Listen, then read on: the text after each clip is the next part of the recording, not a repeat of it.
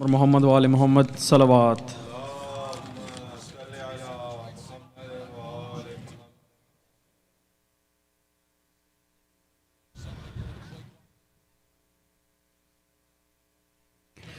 یہ وقت آ گیا بابا تیرے مدینے میں،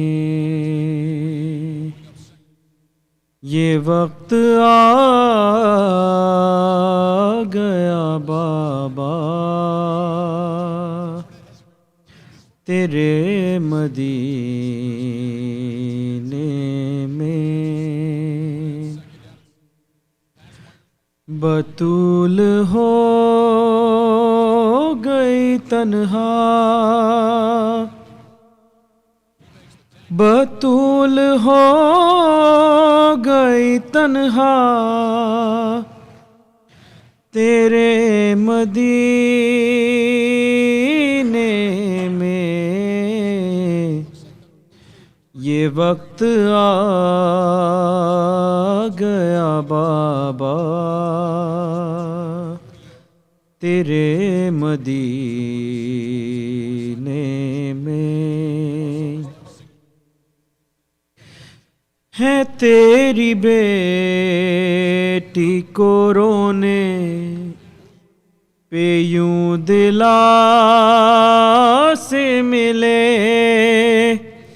سفیدی آ گئی بالوں میں وقت سے پہلے،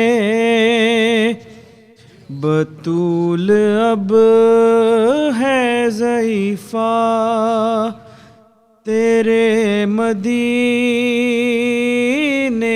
میں، یہ وقت آ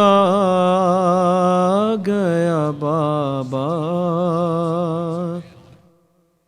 تیرے مدینے میں،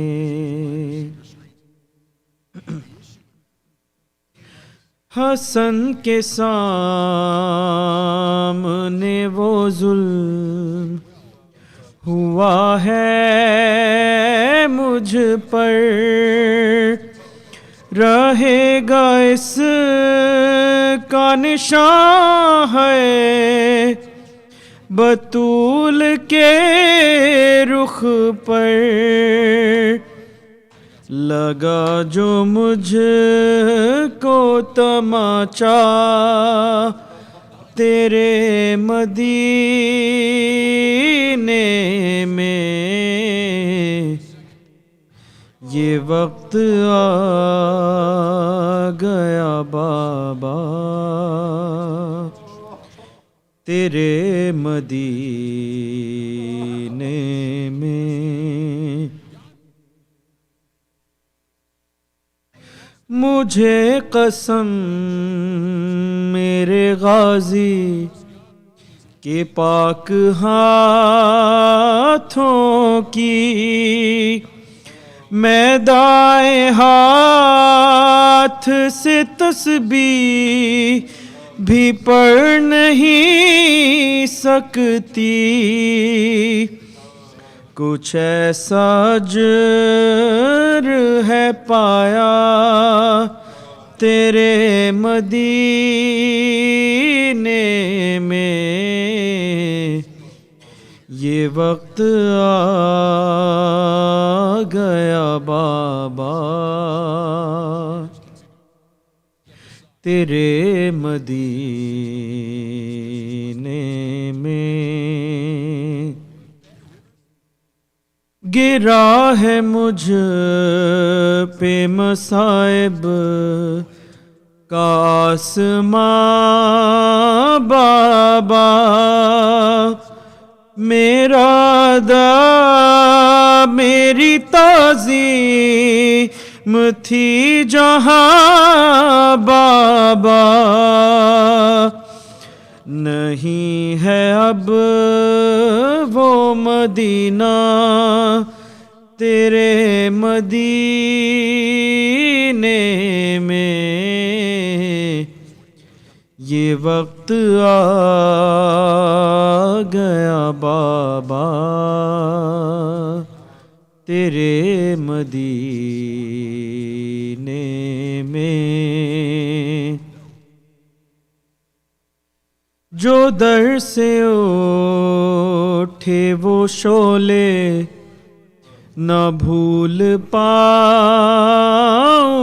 گی، ہے تازیانوں سے تیغوں سے ٹھوکروں سے کبھی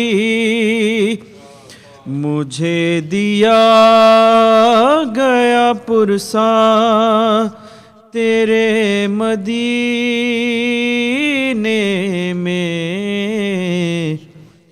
یہ وقت آ گیا بابا تیرے مدینے میں، جی یوں میں کیسے علی کی زباں سے یہ سن کر سلام دینا کو جب سلام کرنے پر جواب بھی نہیں ملتا تیرے مدینے میں،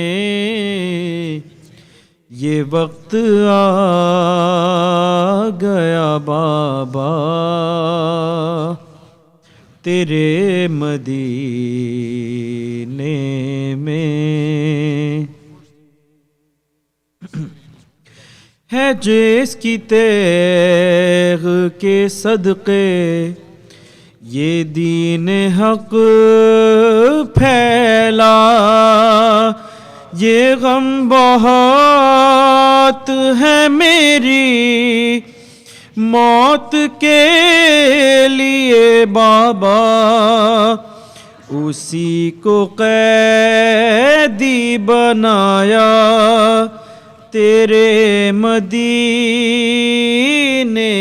میں، یہ وقت آ گیا بابا تیرے مدینے میں،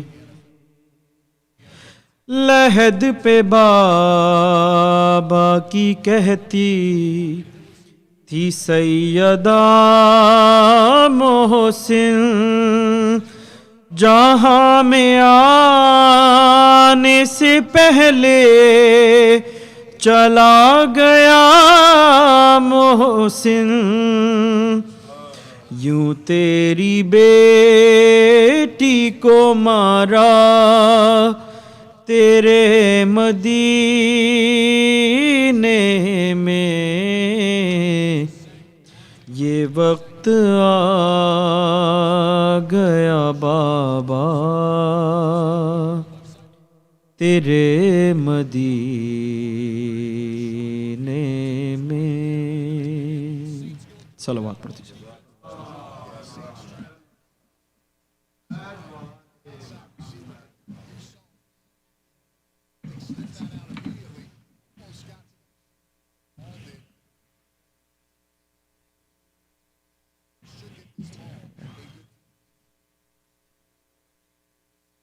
بر محمد و آل محمد صلوات۔ اللہم صلی علی محمد و آل محمد۔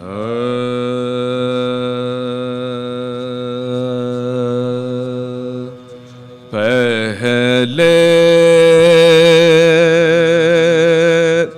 یہ مان لے کے ہے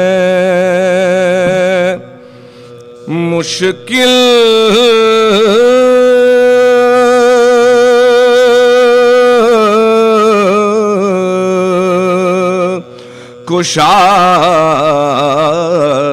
کشالی، پہلے یہ مان لے کے ہے مشکل کشالی، پہلے یہ مان لے کے ہے مشکل کشالی، پہلے یہ مان لے کے ہے مشکل کشالی، پہلے یہ مان لے کے ہے مشکل کشالی، پہلے یہ مان لے کے ہے مشکل کشالی، پہلے یہ مان لے کے ہے مشکل کشالی، پہلے یہ مان کے ہے مشکل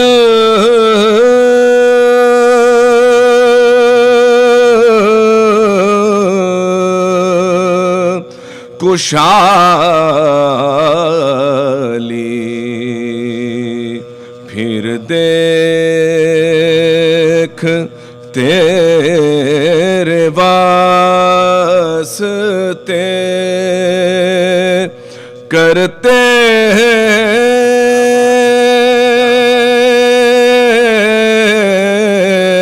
ہیں کیا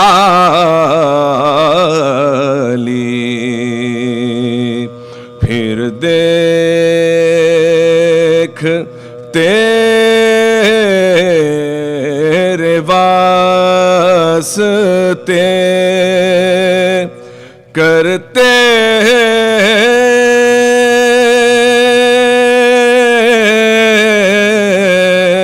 ہیں کیا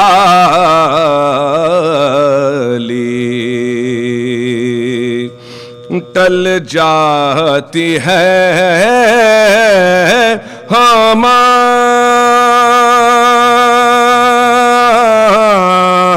ہماری تو ساری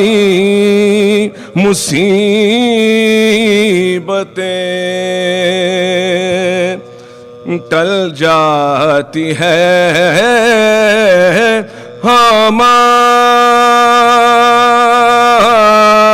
ہماری تو ساری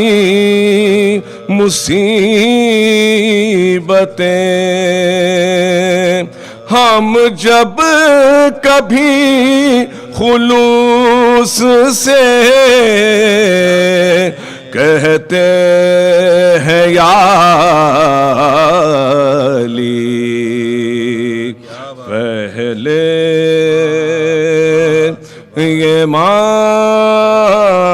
مان لے کے ہے صلوات اللہم صلی علی محمد و آل محمد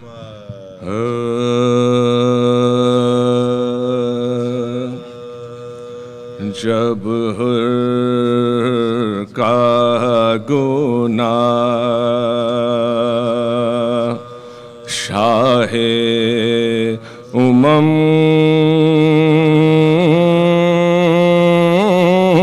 نے بخشا جب حر کا گناہ شاہ امم نے بخشا خطرے کو شرف بحرے کرم نے بخشا خطرے کو شرف بحرے کرم نے بخشا گردوں سے ندائی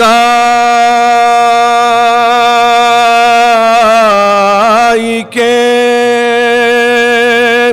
اے پیار حسین گردوں سے ندائی کے اے پیار حسین بخشا جسے تو نے اسے ہم نے بخشا بخشا جب حر کا گناہ.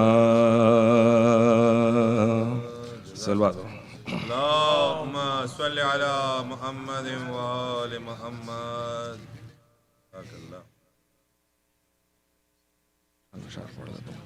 اور محمد وآل محمد صلوات. اللهم صل على محمد وآل محمد. جہاں میں ثانی قرآن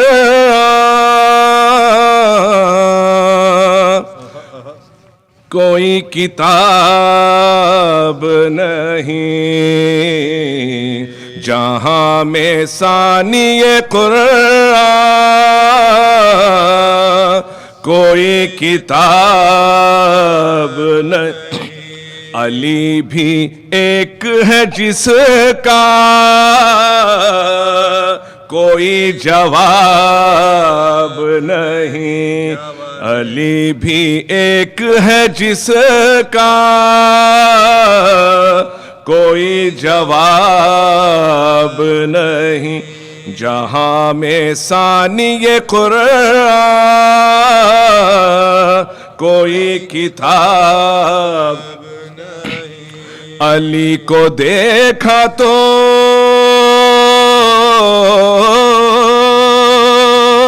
مانن خدا کو دیکھ لیا، علی کو دیکھا تو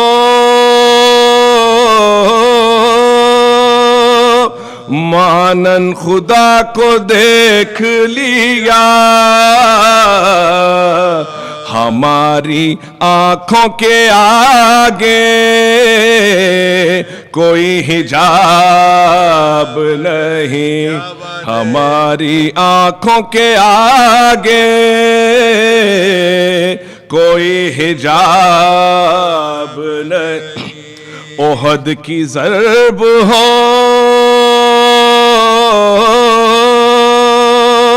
صفین میں تو حیرت کیا، خدا کے ہاتھ کو پیری نہیں، شباب نہیں، خدا کے ہاتھ کو پیری نہیں، شباب نہیں. اور بنا ہے خاک سے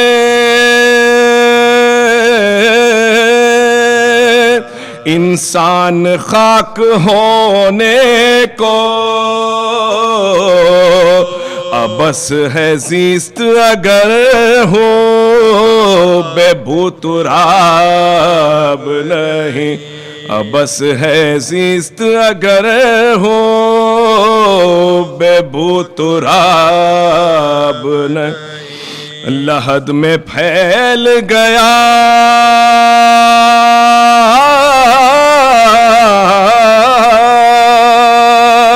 بو تراب کا جلوہ، خدا کا شکر ہے میٹے میری خراب نہیں، خدا کا شکر ہے میٹے میری خراب نہیں. شباب دین خدا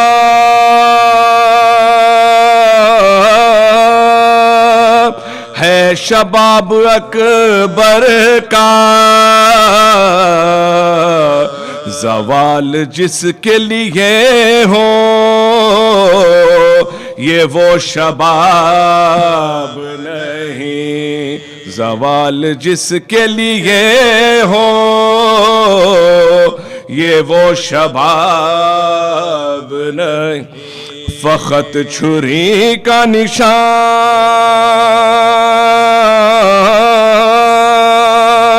دیکھ کر ہوئی بے ہوش،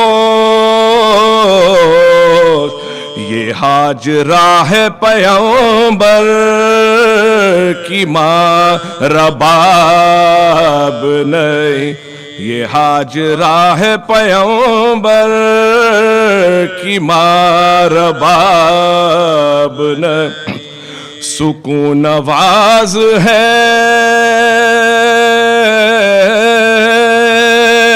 آغوش فاطمہ کیسا حسین کو تہ خنجر بھی اضطراب نہیں حسین کو تہ خنجر بھی اضطراب نہیں جہاں میں گریائے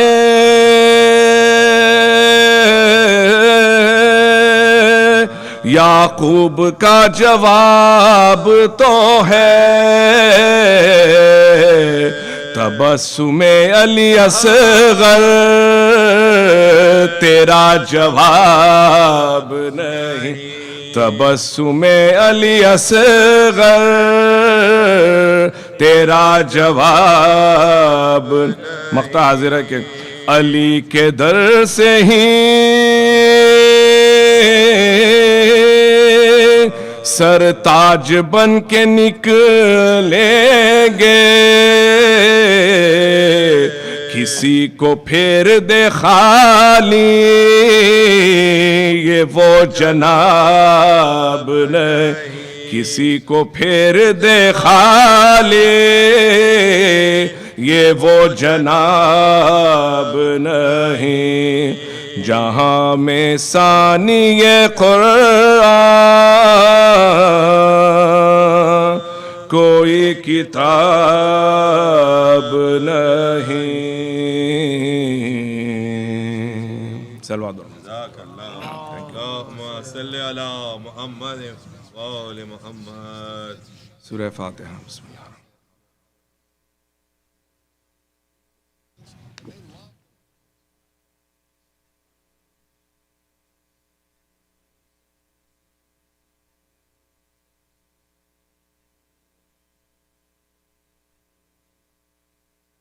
اللہم صلی علی محمد وآل محمد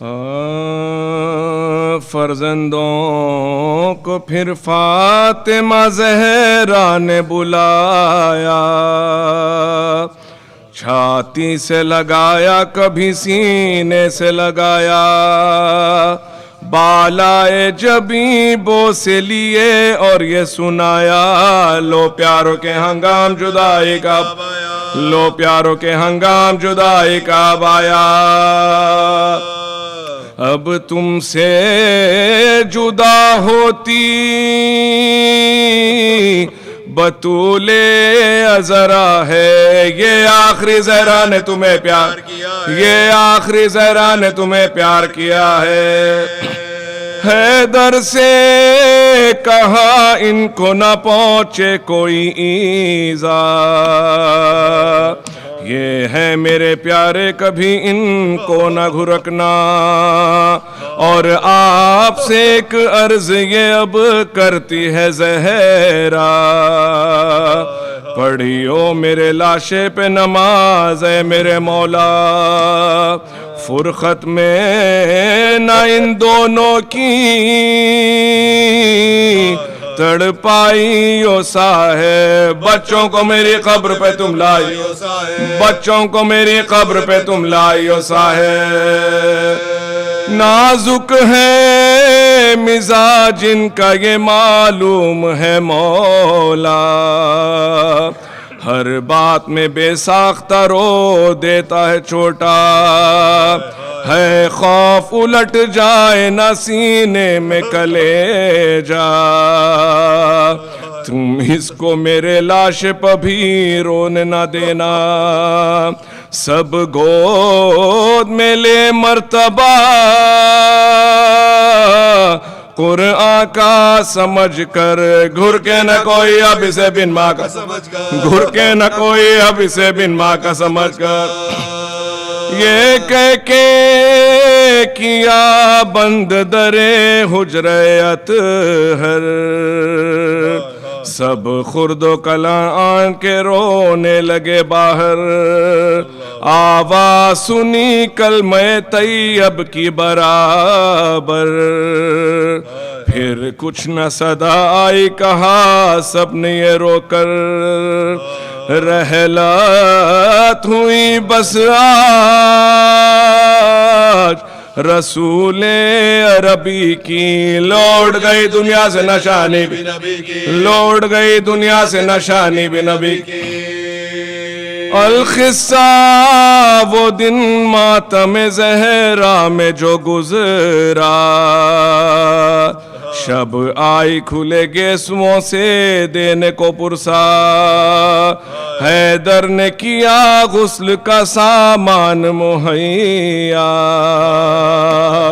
معصومہ کے ایک ہاتھ میں جو زخم لگا تھا، وہ دستے بطول خمیدہ نظر آیا، یہ دیکھتے ہی منہ کو علی کے جگر آیا، یہ دیکھتے ہی منہ کو علی کے جگر آیا۔ نہلا کے جو کفنانے لگے میت زہرا، زینب نے کہا ہاتھوں سے سر پیٹ کے اپنا، اماں کا میرے ہاتھوں سیدھا کرو بابا، اماں کا میرے ہاتھوں سیدھا کرو بابا۔ وہ رو کے پکارے خمیدہ ہی رہے گا، وہ رو کے پکارے خمیدہ ہی رہے گا۔ تابوت میں پھر میت زہرا کو لٹا کر، سب سے کہا لو بی بی اور رخصت کرو، سب سے کہا لو بی بی اور رخصت کرو۔ کہتے تھے علی فاطمہ کے لاش سے یہ بات، بس فاطمہ بس ہو چکی بیٹوں سے ملاقات، فرزندوں کی گردن سے جدا کیجئے اب ہاتھ، رخصت بھی ہو اب زندوں کا اور لاش کا کیا ساتھ، چلنے میں مسافر کے یہ دیری نہیں ہوتی، میت سے صدائی کے سیری نہیں ہوتی، میت سے صدائی کے سیری نہیں ہوتی۔ صاحب میرے بچوں کو چھڑاؤ، صاحب میرے بچوں کو چھڑاؤ نہ، خاطر سے میری دیر کرو اور گوارا، خاطر سے میری دیر کرو اور گوارا، ہوئے گا میری روح پر احسان تمہارا، بچوں سے زیادہ مجھے کوئی نہیں پیارا، بچوں سے زیادہ مجھے کوئی نہیں پیارا۔ معصوموں سے دم بھر میں بچھڑ جائے گی زہرا، پھر کائے کو یوں سینے سے لپٹائے گی، پھر کائے کو یوں سینے سے لپٹائے گی Zahra.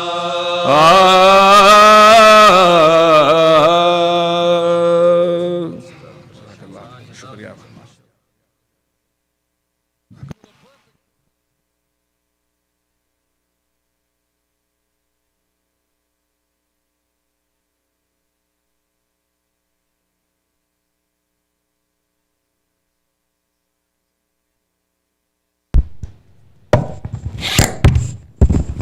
Assalamu alaikum. Let's begin with a loud salawat.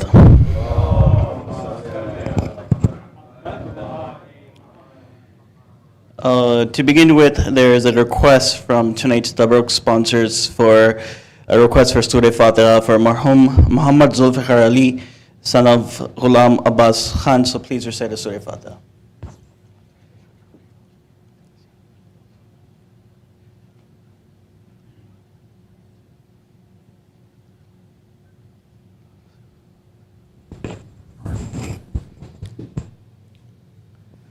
Salawat.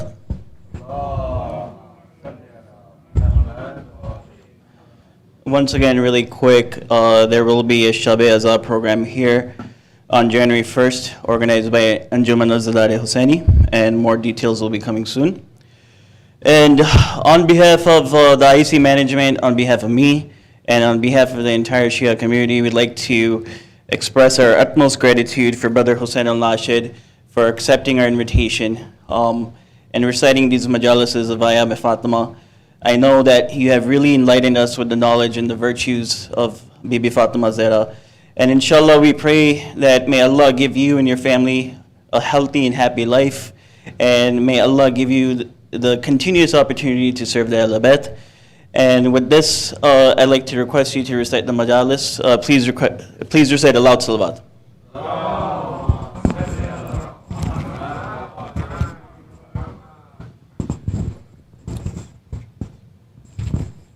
سورة المباركة الفاتحة.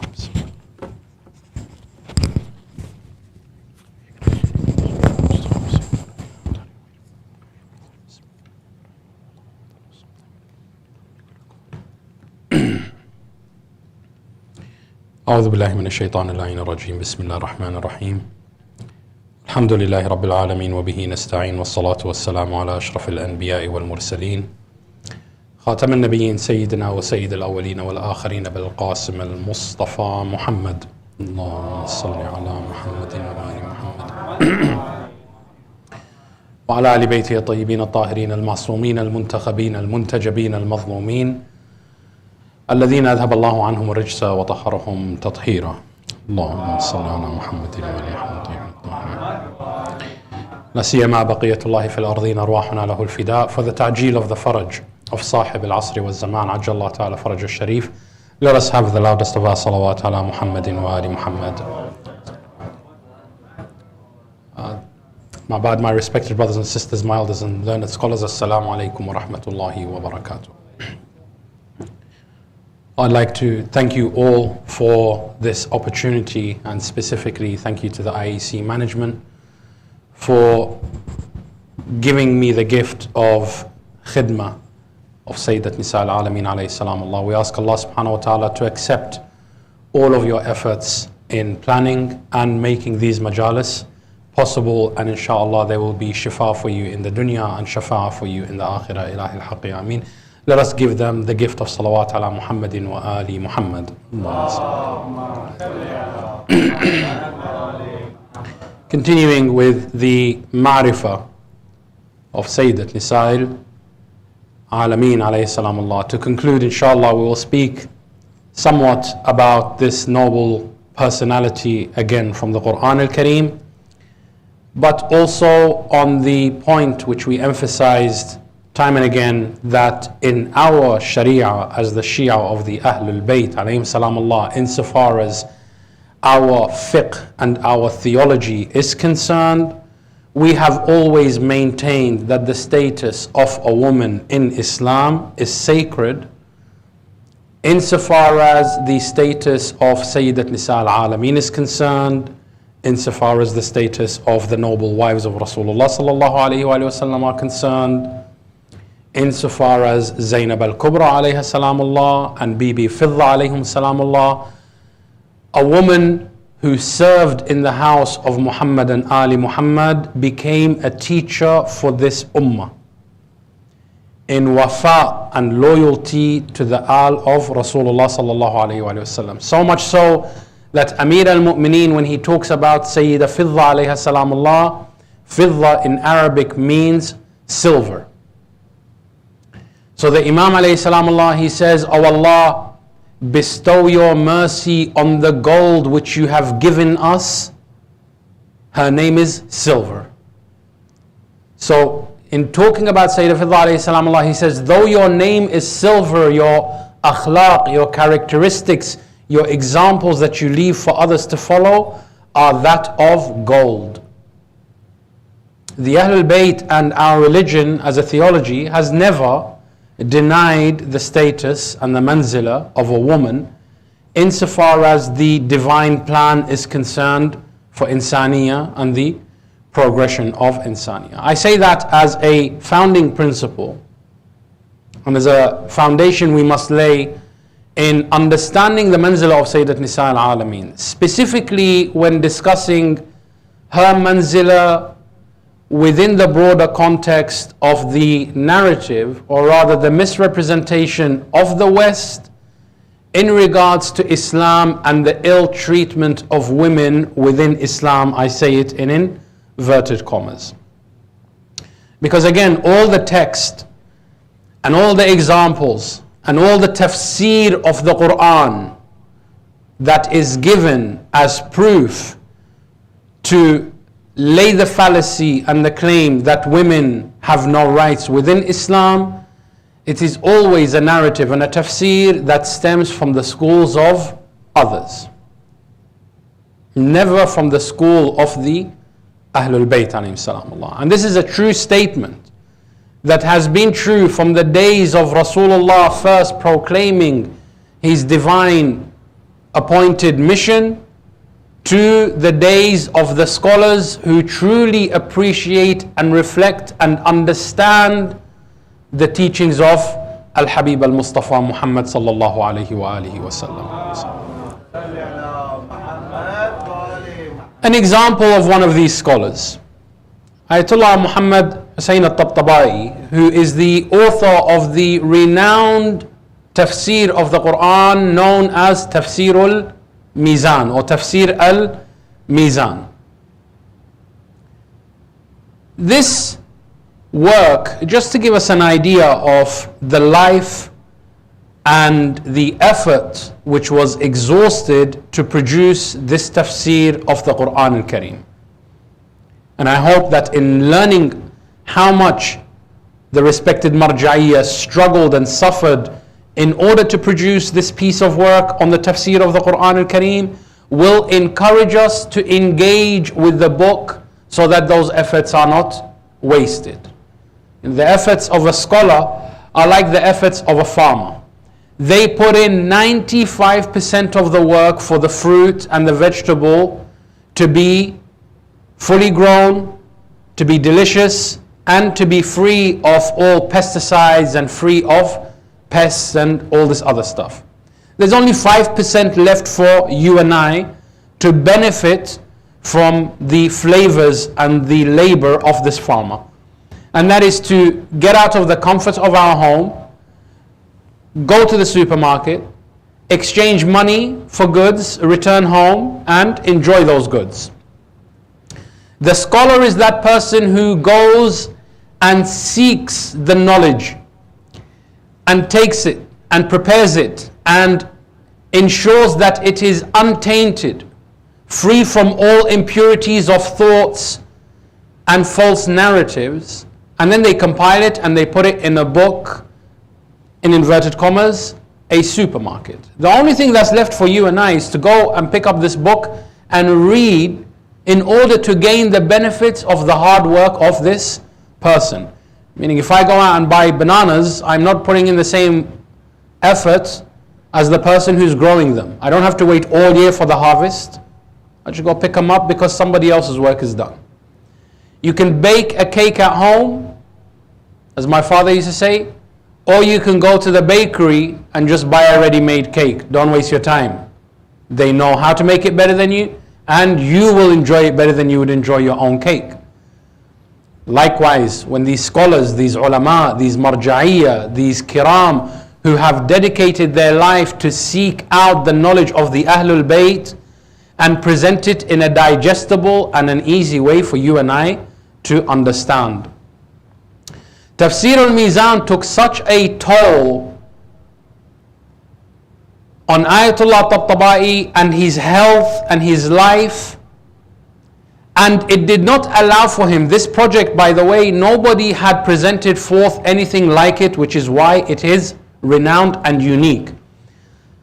Ayatollah Tabtabai didn't just translate the Quran. No, he said, in order for us to understand the Quran, because the Quran was sent to the pagans of Arabia, the people of Quraysh.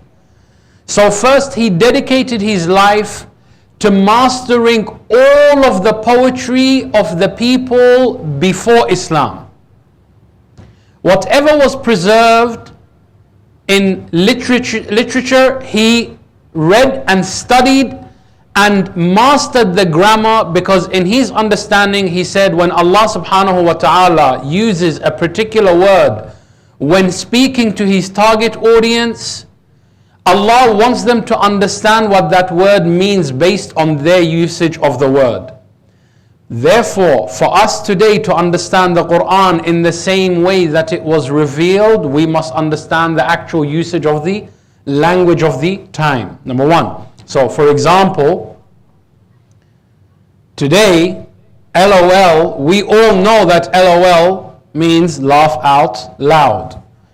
But can you imagine you're reading a book written by William Shakespeare and in there is LOL?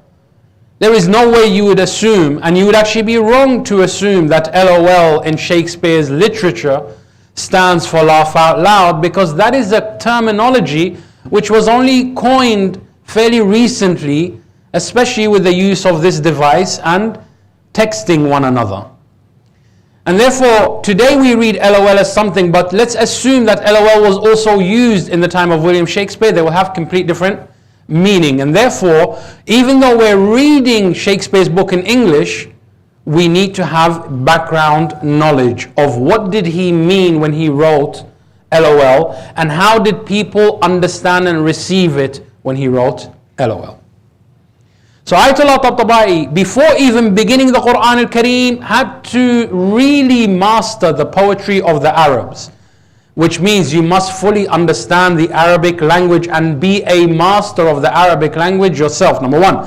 Number two, you need to dedicate time to history. And you need to verify who is saying what and how and what did they mean. So you're reading about one poem, but you're probably reading 20 other books in order to fully understand this one particular poem.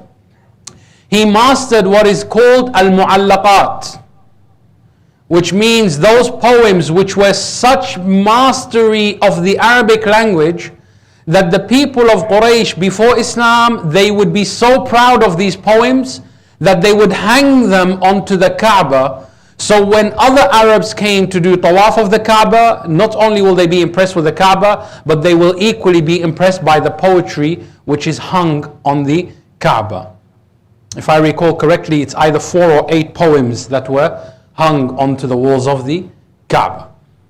And he had to go and master this. And nobody had done this before him, or at least to the extent which he did. Because then when he had all this knowledge, he said, I will not rely upon a hadith to give the Quran tafsir. Rather, I will depend on the Quran itself and how one verse in one ayah lends support and gives context to another verse and another ayah, based on which ayah came first, which ayah came next. And he reads this entire Quran in a beautiful way, and he gives it beautiful context and beautiful tafsir. This vast project took some toll and time and dedication, so much so that the Ayatollah, even though the Hawza normally gives a stipend to the scholars and the students so that they can dedicate their life to the pursuit and the acquisition of knowledge, and then to disseminate that knowledge to the people and spread it to the people, the Ayatollah still, because he couldn't work any other job. You know, nowadays sometimes you have Maulanas who charge, a stupendous amount of money to recite a 1-hour Majlis. In return for that 1-hour Majlis, we expect them to at least render a lot of research into the topic, but they most probably prepare a day or two before that topic. They have all the other time in the world to work and seek another livelihood. But this Ayatollah didn't have time to do anything. If he really wanted to accomplish this tafsir of the Quran over 24 volumes in his lifetime, that's how much he wrote, 24 volumes. Now imagine how much he read to produce 24 volumes. He couldn't afford to do anything else. Therefore, in the time that he was compiling this book, the scholars in the seminaries of Hawza say that he was never seen eating anything more than dried bread. That's all he can afford. The bread which others would throw, he would buy it for cheap. That was his only stipend, water and bread, very much like the Imam that he studied, Amir al-Mu'mineen Ali ibn Abi Talib alayhi afdal as-salatu wassalam. This individual who seeks all this knowledge and in the pursuit of this knowledge became the great Ayatollah Tabatabai that we know him to be today. Whenever he came to an ayah of the Quran that discussed issues pertaining to a woman or a woman's rights within Islam, he wouldn't write about it himself. He would first go, and there are many women who have reached the level of marja'iyya, by the way, that their knowledge equals the knowledge of our maraja'i kiram. In our school of thought, we say that Imam Zainul Abidin wa Sayyidul Sajidin says to Zainab al-Kubra alayhim afdal as-salatu was-salam, sallu ala Muhammadin wa ali Muhammad. He says, Amma Zainab innaki alima ghayr muallama. Auntie Zainab, you are a scholar who has not been taught by any human. Meaning we accept that a woman can reach the level of being a scholar in Islam. And not any normal scholar in Islam, but the level of Zainab, who with the eloquence of her speech and the depth of her knowledge was able to bring down an entire empire of Bani Umayyah alayhim la'natullahi ajma'in. And all this while in her presence was one of Sayyid Shababi Ahl al-Jannah, Abu Abdullah al-Husain. Zainul Abidin was her contemporary, salamullah alayh, and he was in the journey with her to Sham. And Baqiru ilmin nabiyyin min al-awwaleen wal-akharin was 5 years old alongside Sayyida Zainab alayha salamullah. And in Sham, Zainul Abidin and Baqiru ilmin nabiyyin remain silent while Zainab speaks. Our religion has never denied a woman any position, with the exception of one office where people come to us today and they keep hampering on this. Why cannot women lead namaz? Women can lead namaz amongst women and non-baligh men. That's in Islam. Where women cannot lead namaz is to have a woman leading a namaz where 100 men are standing behind her. Not because she is incompetent, but because the environment is not befitting of her status. In Islam, we believe in morality for both men and women. Islam has not denied a woman any other position. Islam does not even deny a woman a position of leadership, because the Quran tells us, and it doesn't condemn or condone, but it tells us that Queen Sheba ruled half of the world in a part of history. And therein is a beautiful dialogue in Surah An-Naml between her and her iman and taqwa, and that of Sulaiman alayhi salamullah, that she later on goes to marry him. Islam names an entire chapter in the Quran as the chapter of the women, and another chapter named after a woman, Maryam al-Kubra alayhi salamullah, whom Allah subhanahu wa ta'ala praises her, the Virgin Mary, in the Quran, and He says she is of a great status in this life and the life to come. Zainab alayhi salam, Maryam alayhi salamullah is wajihatun inda Allah. She has a great manzila with Allah subhanahu wa ta'ala. So Western discourse will attack Islam and the status of a woman in Islam, and they will continue to do so, but they will only get away with it when nobody responds back to them with the school of Ahlul Bayt. Any other school of Islam will have to say, we're sorry, yes, you're right, maybe we need to go back, revise ourselves, reanalyze our history, and be more forward thinking. But the school of the Ahlul Bayt alayhim salamullah has always followed in the footsteps of great women.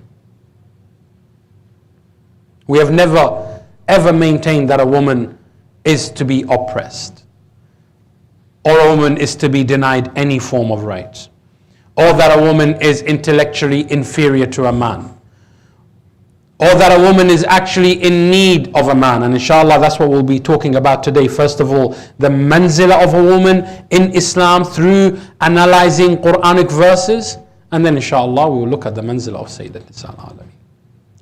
Ayatollah Tabatabai beautifully, and this is the actions of a wise man, When there was a matter in the Quran al-Kareem pertaining to the matters of women, he would go into the community and inquire about one particular woman who he believed, in his opinion, was the most learned of all of the women in the Qum seminary.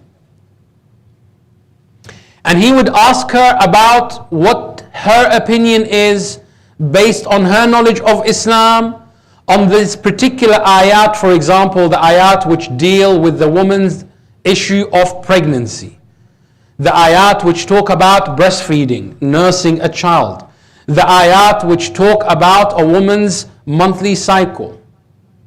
These are issues within the circle of a woman's life that happen to be mentioned within the circle of the Quran al-Kareem, because the Quran was sent to all human beings, men, women. There are parts of the Quran that speak to the elders, and there are parts of the Quran that speak to the youngsters. The Quran, Amir al-Mu'mineen says, everybody should read the Quran as if it were sent for nobody else except you, the one who is reading it. Meaning, the Quran is a living entity that speaks to you and to the issues in your own life. Some people in the Hausa seminary, and we have been told by Rasulullah sallallahu alayhi wa alihi wa sallam, sallallahu ala Muhammadin wa ali Muhammad, that every community has a fitna, and the community of those who seek knowledge is their envy of one another. You get two doctors and sit them in the same room, give them one patient, they will fight each other until death, each one saying, no, I believe that patient should be given this course of treatment. The other one says, Baba, you don't know what you're talking about, he should be given this course of treatment. Any two people who have dedicated a large part of their life to pursuing knowledge, there is that level of attachment naturally as a human being, because nobody wants to say, I'm stupid, I spent all my life pursuing knowledge and somebody else tells me that my analysis of the situation is wrong. So even within the scholars, even with the ulama of the deen, you will find, and do not be surprised if you hear traditions that tell you between two scholars there was a huge misunderstanding and a huge disagreement. Today, for example, we cannot agree as a whole Muslim community. Forget, Sunni Shia, but within Sunni and within Shia, two scholars from two different mosques will not agree on the sighting of the moon. You want us to agree on everything else? So you will find that there are these disagreements. Ayatollah Tabatabai faced one of these disagreements. But rather than coming out and publicly addressing him, or directly addressing him rather, they began to make mockery of him. And we hear of this sometimes within our own circles. One Maulana taking a hit against another Maulana, belittling them, undermining them, so that they can win the larger support. One of the things that they said about Ayatollah Tabatabai, and they said this while he was in earshot, so that he can hear and feel little about himself. They said, Muammam studied Hausa for so many years, tafsir of the Quran, but he has to go and seek answers from women because he doesn't know anything himself. Ayatollah, in his wisdom and his eloquence, simply responded. He said, I would have come and asked you guys, if only you had ever breastfed a child, then I would have asked you. If only you ever had a period cycle, I would have asked you, how is it that you know when to do taharat and when it's over, and how do you know when you're just spotting, or so on and so forth. Because Islam doesn't shy away from anything that is within the human realm. Allah created you and put certain biological processes within you. The Quran al-Kareem came to tell you how to deal with certain elements within your life, of that being tahara, because it is necessary for at least half of the actions of our religion. You need to be in a state of tahara. So Ayatollah Tabatabai, he answers them without belittling the situation, and rather emphasizing the greatness of a woman's position, that she should be included in the narrative. And then he goes on to reference and he tells them, was it not true that Sayyidat Nisa al-Alameen used to hold majalis, or rather discussion circles in her own home, where she would educate the women of Medina about the ayat of the Quran and the ahkam of the Quran that only related to the women. Unfortunately today, because you see, one of the great tragedies of Islam during the dark days of the second Mal'un is that they took a lot of the infrastructure which Rasulullah had placed and they burnt it with the burning of the house of Fatima. They removed the woman from the conversation. They removed the woman from a narrative, because as we had said even in the other majalis, that this person was renowned for his hatred of women. But the women were removed from that discussion. Islam never saw women as that they were outside the conversation, that their husbands had to learn deen, then come and educate them, or their son needs to know the deen, then he comes and educates. No.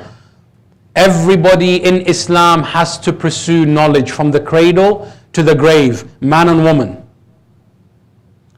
Imam Jafar Sadiq said, if I find from amongst my Shia, Allahumma salli ala Muhammad wa ali Muhammad, anyone who doesn't know the fiqh of their deen pertaining to the affairs of their life, I would hit them with a stick until they felt the pain.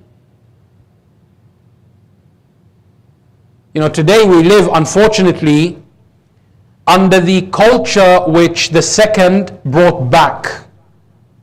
A lot of the pagan trends which Rasulullah wanted to eradicate, the second brought them back. Of them is the hierarchy that the Ansars or the Muhajirin are superior to the Ansar are superior to the Tabi'een are superior to the Tabi'een. And if it were just titles, I can say koi baat nahi, no problem. But it was reflected in their treatment in society that those who were the Muhajirin would receive more from zakat and Baytul Mal than those who were from the Ansar. So now you're creating a cultural system, kind of like the Hindu class system when it comes to their religion. That religion has a class system. Which class you're born in, you inherit the perks and the benefits and all else that comes with. Of those things that were inherited and became part and parcel of the general Muslim community's way of thinking is tribal tendencies. And it is tribalism that marginalizes the woman. It is paganism that says a woman is worthless, because it was paganism that not only allowed but called for the burial of women at birth in case they ever bring shame to the father, the husband or the son or the brothers. But Islam never, cover to cover in the Quran, you will not find anything that says to you about honor killing. There is reform when the Quran addresses the human disease of domestic violence. Because today in America, there are many women who die as a direct consequence of domestic abuse, but they call it murder or domestic violence. But when it happens in the Middle East, it is called honor killing in Islam. But where did you get that from? A woman who dies, it's either you care about all women or you only care about brown women. And as beautiful as brown women are, believe me, they don't want you to care about them. You know, this sense of we only want to emancipate the woman in the hijab because she is oppressed. Well, Baba, what about the women who are completely without hijab in certain clubs, having to work their ways through school by derogatory means and by lowering themselves into the most pitiful of state that a human can be, that you're not selling a product, you're selling your body. And you tell me you care about women? If you care about women, you should make this thing illegal. That a woman must sell her body so she can pay for her way through school, so that she can never need or never want to depend on others. But instead, no, you want to go on? take a woman's hijab off and say that that is liberation. Well, how is that liberating her from anything? Removing her hijab did not remove her financial burden. Removing her hijab did not make her all of a sudden more intellectual. In fact, it is a woman from Yemen who received the youngest, she is the youngest female and the youngest person in history of Nobel Peace Prize. At the time when they were giving her prize, they said to her, you know, for such an intellectual woman, you're dressed like you're backwards. She said, what do you mean? He said, you're covered in hijab head to toe. She said, well, in my pursuit of knowledge, I found that insan at the very beginning was covered with just a leaf. Because he was jahil, he was ignorant, he didn't know anything. The more he attained knowledge, the more clothes he put on himself. Therefore, I think you will find that I am dressed in the peak of intelligence, intellectuality. Isn't it true? When you graduate, you can't just show up any way you want to. You have to wear your gown and the hat which covers your hair anyway. I mean, you're practically 95% in hijab at that point to show that you are a graduate and an intellectual. This cultural backward thinking today, unfortunately, still exists. Not so much in the Desi community, but very much so in the Arab community. That my daughter shouldn't go to school to become a doctor. Why? Because tomorrow she's going to get married and she has to become a housewife. And it is shameful for my family that one day maybe her husband will complain and say, my daughter didn't cook, or you know, the house wasn't clean or something. I mean, really, 21st century. Either roll up your sleeves and help her clean in the house, or pay $25 and get a maid to come and clean for an hour. But that same backward thinking is the same kind of backward thinking that when the wife is about to deliver a child, they're standing at the hospital while the poor woman is going through labor pain saying, I don't want a male doctor, I want a female doctor to deliver this child. Okay, but you're the one who's saying females shouldn't be doctors in the first place. But now you need a female doctor. Meaning what? Meaning you as an insan, even with your backward thinking, know that there are certain issues that it is best they be handled by women. Even for the comfort of the woman herself, there are certain issues that it is best just to, but that's the ladies' side of the whole. We're going to stay away from that. Let them do them. We're on the gent side. Let's talk about the issues that pertain to us. There's nothing bad in being separated. Where it becomes bad is when you're separated but you're still poking your finger in somebody else's pie to ruin it for them. Our religion does not frown on a woman being intellectual. Because Islam realizes that we live in a world where we are the same but we're different. And nobody likes a know-it-all, which is why probably women don't like us when we try to mansplain things, as the way they say it these days, right? Because they don't like a know-it-all. They're like, this is a woman issue, thank you very much, you support us, show up to the demonstration, but that's as far as we need from you, don't give us ideas. It's a ladies' issue. Islam has always maintained it. I would like to present the argument that Islam more than lays the foundation that women have rights, but Islam encourages women to be actively pursuing their rights. I'll explain inshallah, one with a verse of the Quran, and two with the example from the very life of Sayyidat Nisa al-Alameen, alayha afdal as-salatu was-salam, with salawat ala Muhammadin wa ali Muhammad. In the Quran al-Kareem, and I don't recall if this is something that has already been mentioned or not, but it will benefit us nevertheless, inshallah. There is a surah in the Quran al-Kareem known as Surah Al-Mujadallah, which literally translates to the disputing person, or more specifically, the disputing woman, or the woman that came to argue.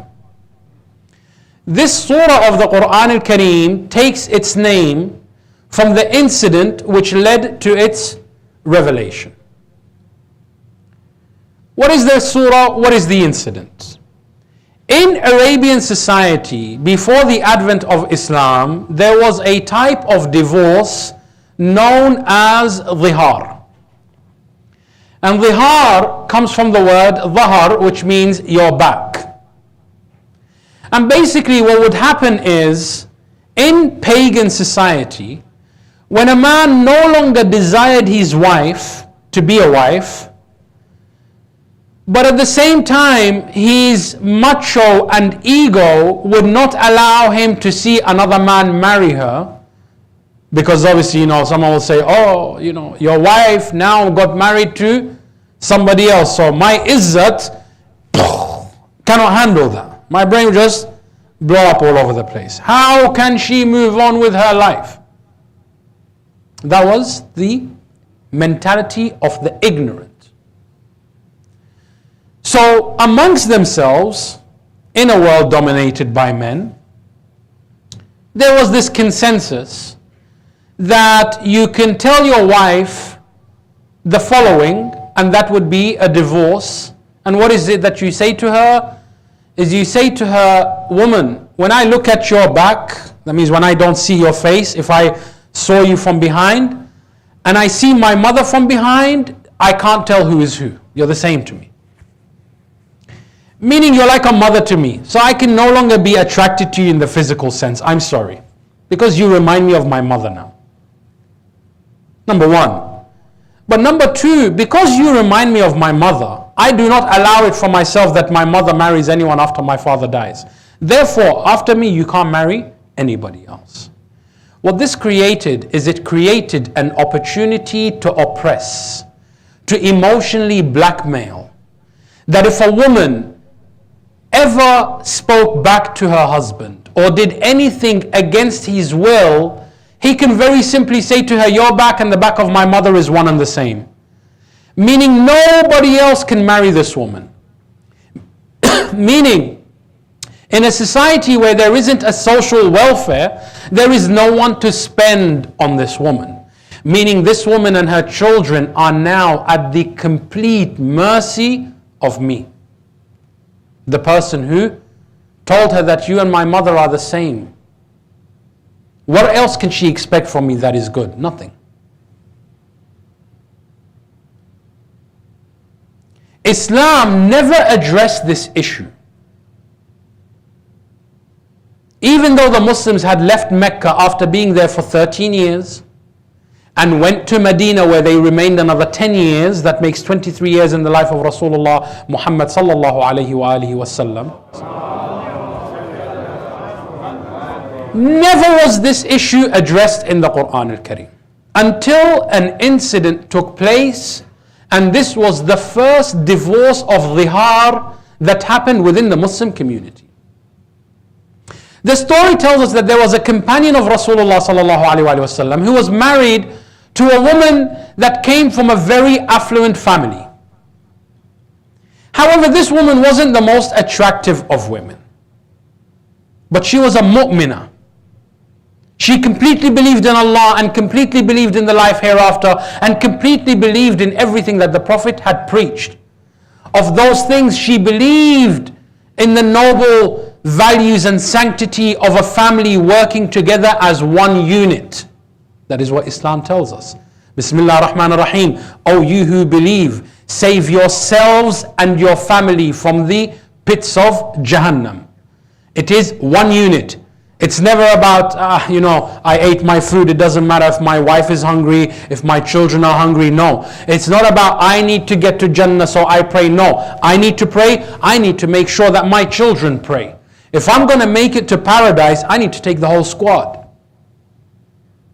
Islam is about that collective community, starting with the very fabric of community, family. This man didn't find her to be attractive. So he went and married a second and a third wife, never really giving her any time of the day, except to take from her money. And he became rich through her. And unfortunately, this is something that happens very much today. A woman marries someone because she believes in the values of Islam, and she is believing in the values of nobility, and she helps her husband not because she has to, but because she believes that that is what a woman should do out of the goodness of her heart. Because even in a Sharia point of view, a woman doesn't have to spend a penny on her home, though she's earning millions.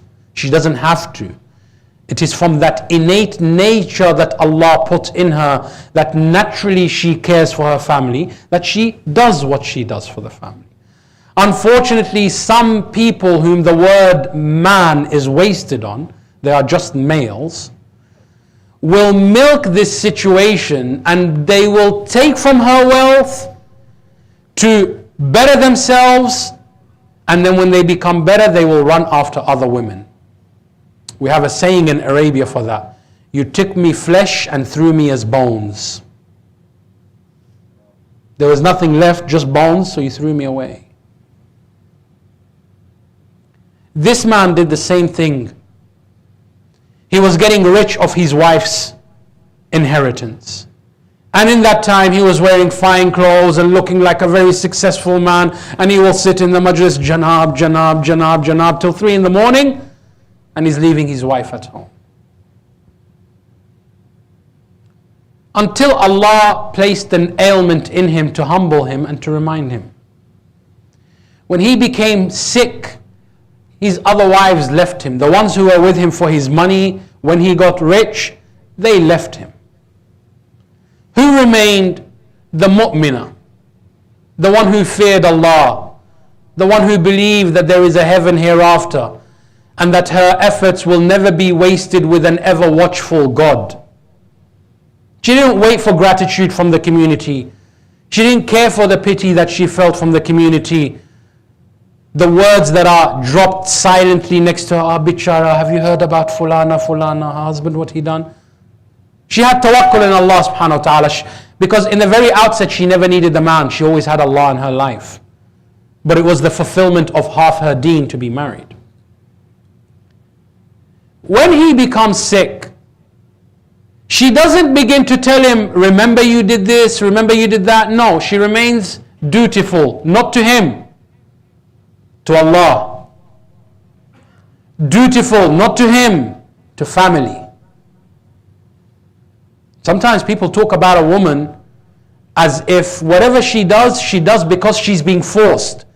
I think that is the greatest injustice, because that means you do not believe that she could do any good for the sake of doing good herself. That a woman is not someone who has patience. That a woman is not someone who has tolerance. That a woman is someone who just jumps ship when the going gets tough. But that's far from the truth. Not every woman is a gold digger. Some women are gold miners. They mine the gold so that you can benefit from it. While he was in his sick bed, the tradition tells us that she was preparing some food and something fell on the floor. When she bent down to pick it up, and I know this sounds a little bit too graphic, but the hadith is the hadith and Islam doesn't shy away from anything. When he saw her go down to pick it up, he saw a woman. He's a man. So he began to sweet talk her, my darling, come, let's get together. She said to him, you know what? When you were healthy, you didn't want me. Now that you're sick and everybody else left you, now I look beautiful to you? What is there beautiful about me? I'm old now. Now you're just calling me just to satisfy your urges. Thank you for the kind offer, but I'd rather not. His ego went through the roof. That how dare you say no to me? Well, who is you to begin with? That's a whole different topic. So when she responded to him in this moment of ego and anger, he looks at her and he says to her, you know what? Your back and the back of my mother is the same thing. When I look at you and I look at my mom, I feel the same way. So it doesn't matter to me. She began to weep and wail. She said, how can you do this? This is dhulm. This is injustice. I've spent all that I've had in this dunya on you and on our children. And now you're throwing me to the dogs? Who's going to take care of me and my kids? He said to her, well, there's no way to come back together now, because the hard divorce is final. She said, yes, but we're Muslims. So go to Rasulullah and ask him, can he annul this divorce?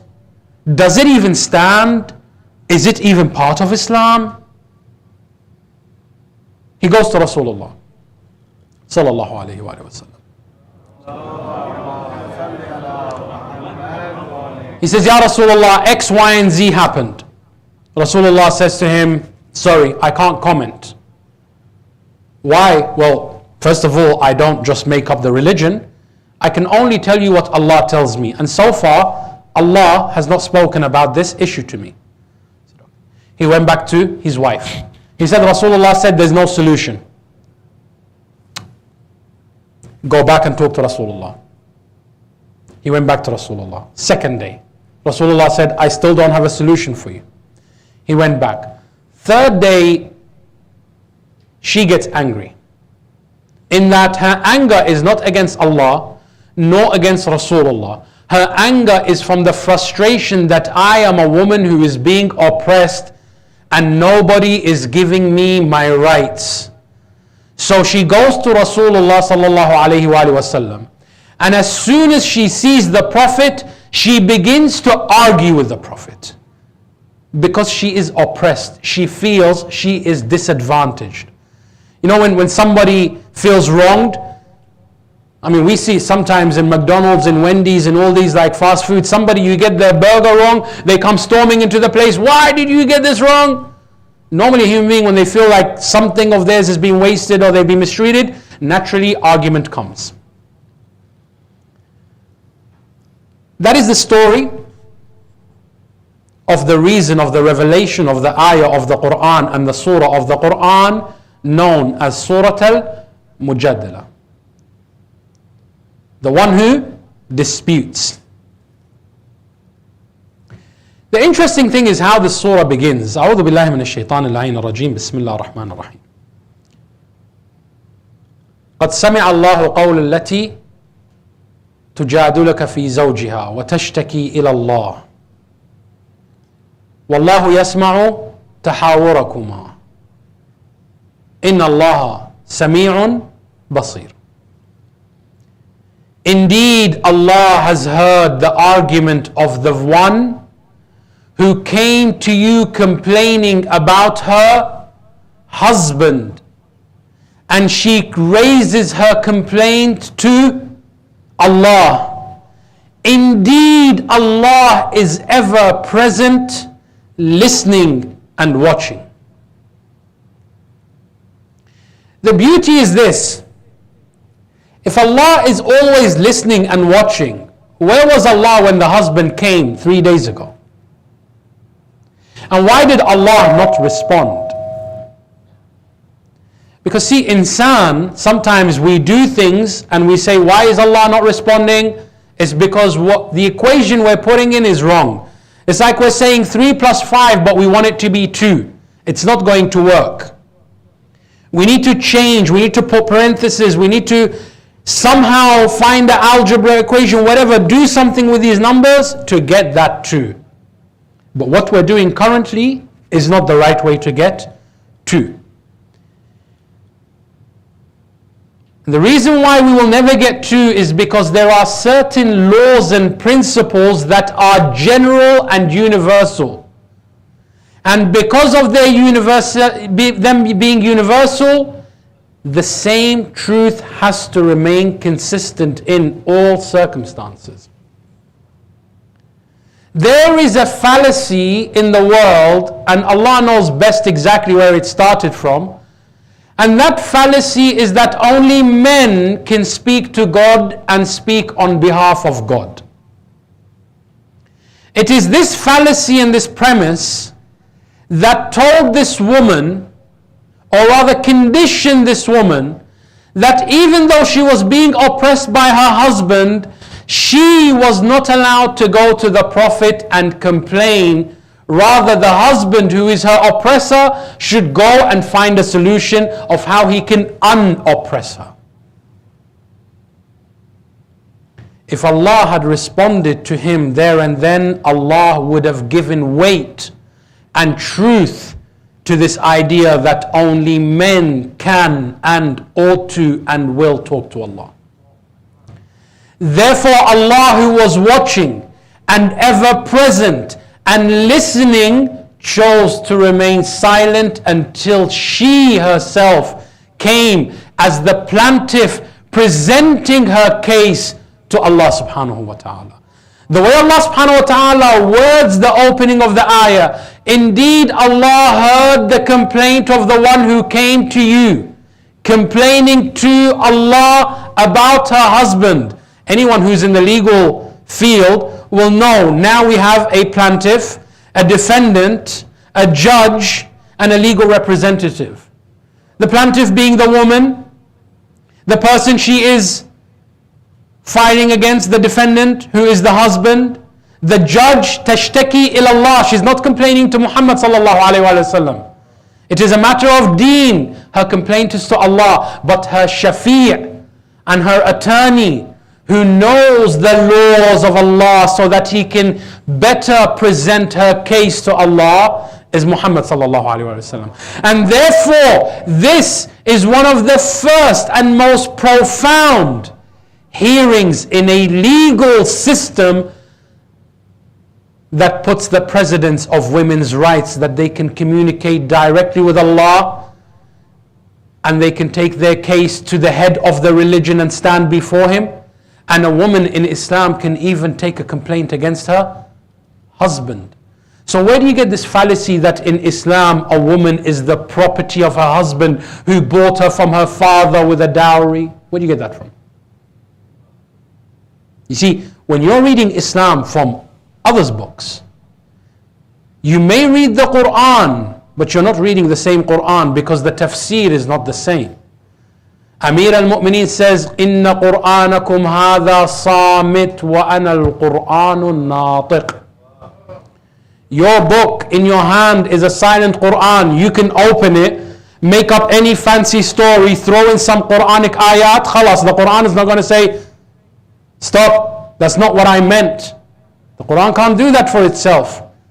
Only a hujjah of Allah and a ma'soom can give me this understanding of the Quran. Number one. Number two, one of the most beautiful things about this surah that is exclusive to the surah that is not found in any other surah in the Quran al-Kareem. Since Allah mentioned in the first ayah, Inna Allah sami'un basir. Indeed, Allah is ever present, listening and watching. This is the only surah in the Quran where in every single ayah of the surah, the name of Allah is mentioned at least once. There is a mu'jiza. In every single ayah of this surah, Ismul Jalala, Allah, is mentioned at least once, in some instances even 3 times, to further emphasize the presence of Allah in all affairs. So therefore, Islam gave a woman all the rights on a human level as a man. Where Islam makes a difference between man and woman is in their responsibilities, never in their rights. In Islam, the man has the right to inherit, the woman has the right to inherit. In Islam, the man can propose, in Islam, the woman can propose. In Islam, the man can file for divorce, in Islam, the woman can file for divorce. In Islam, you can have shared custody, both father and the mother. From the very outset of Islam, all the rights are there. Where there is differences, responsibilities. In Islam, it is a man's responsibility to take the burden of gathering a community and uniting it. That's not an easy task. Sisters, I tell you, there isn't a single Maulana who will tell you if they had the opportunity to do another job than be a resident alim, they wouldn't have taken it. Leading a community is a job where you are never thanked but always held responsible for the failures. Allah subhanahu wa ta'ala doesn't need that for you, that stress. He didn't put that responsibility. There is responsibility where there is arguments and fighting and turmoil. It's an abrasive environment. It's not an environment where someone who is compassionate, soft and gentle in their essence, someone with motherly passion and compassion, to be in that kind of environment where you will hear some very harsh words as a routine. In Iraq, in the south, there is a market. You will never see a woman in this market. I guarantee you, if anybody from the West, New York Times or any of the other outlets went there, they would come back and write, the oppression in Iraq, not a single woman was spotted in this market. It is a haven for men. No.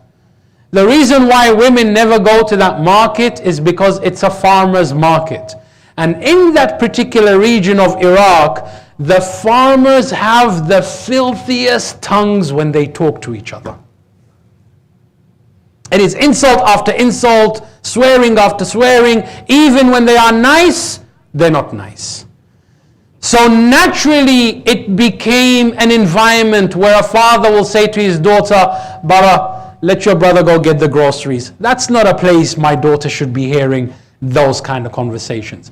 You see, because in their society, a woman is not valued. Whatever we do will always be seen as an oppression of a woman, but we actually see it as royal treatment. It is beneath you to be in that lowly place. It is beneath you to be seen with these kind of people and hearing these kind of words.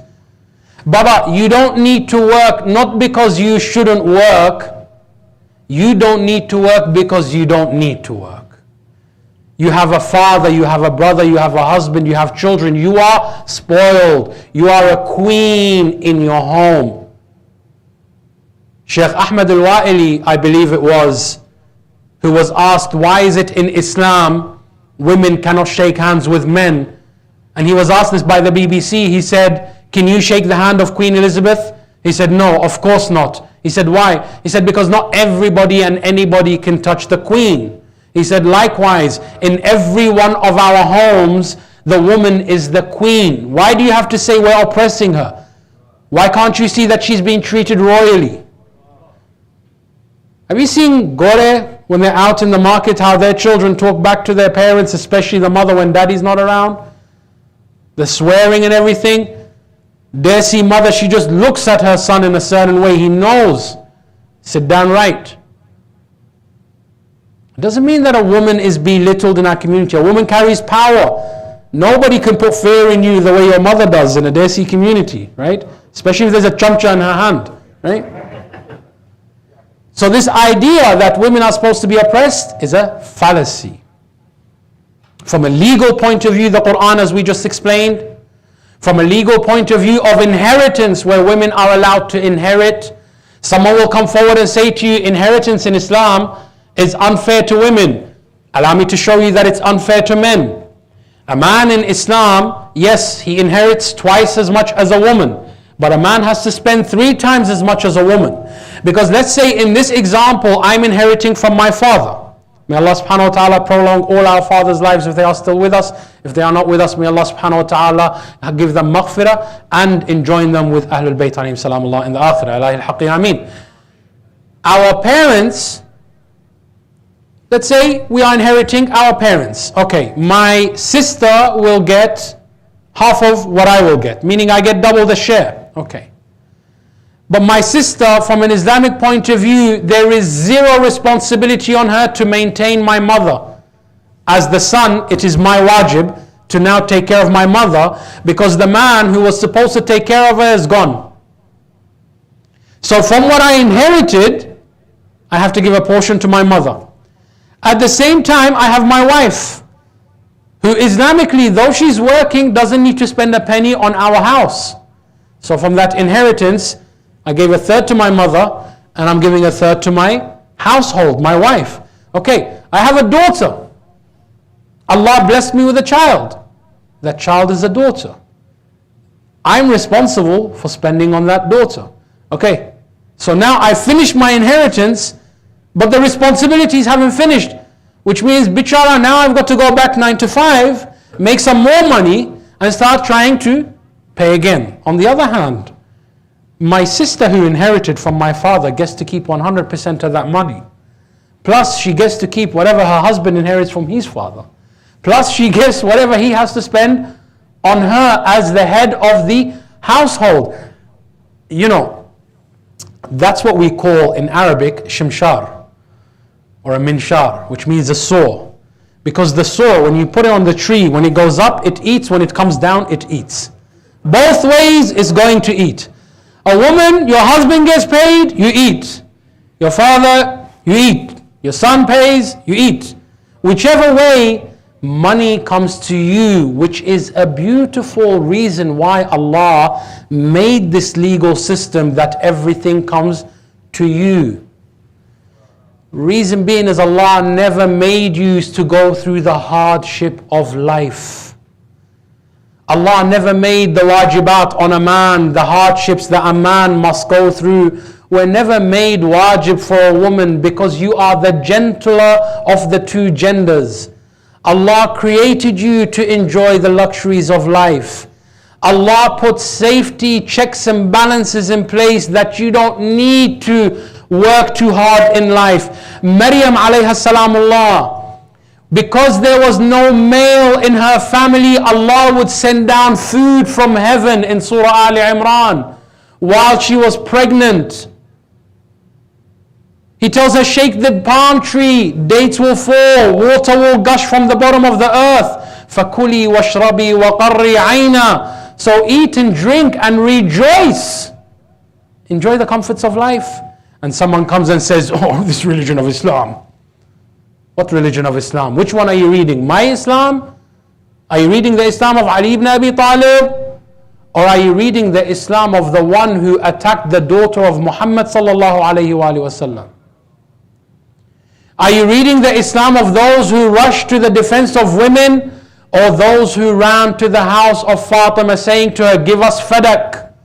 Women don't inherit in Islam. The beauty is that Amir al-Mu'mineen did not give the speech to defend Fatima. Fatima gave the speech to defend Fatima. You want to tell me again my religion? My religion gave precedence in the ayah of the Quran that a woman not only can, but should and must speak up for her rights. Because Allah did not respond to the man who came twice, her husband. No, Allah only became involved when she raised the complaint. When Sayyidat Nisa al-Alameen, they come to her and say, you cannot inherit your father. Why? Fatima Zahra is not ignorant. Salamullah wa salawatu alayha. Allahumma salli ala Muhammad wa ala Muhammad. So therefore she came and she presented an airtight legal argument, presenting Quranic proof, saying, O Abu Bakr, what you are saying, is it in the Quran of Allah, or have you made your own sunnah and religion?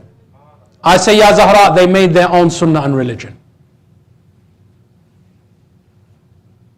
Where in the book of Allah does it say that you inherit your father, but I do not inherit my father?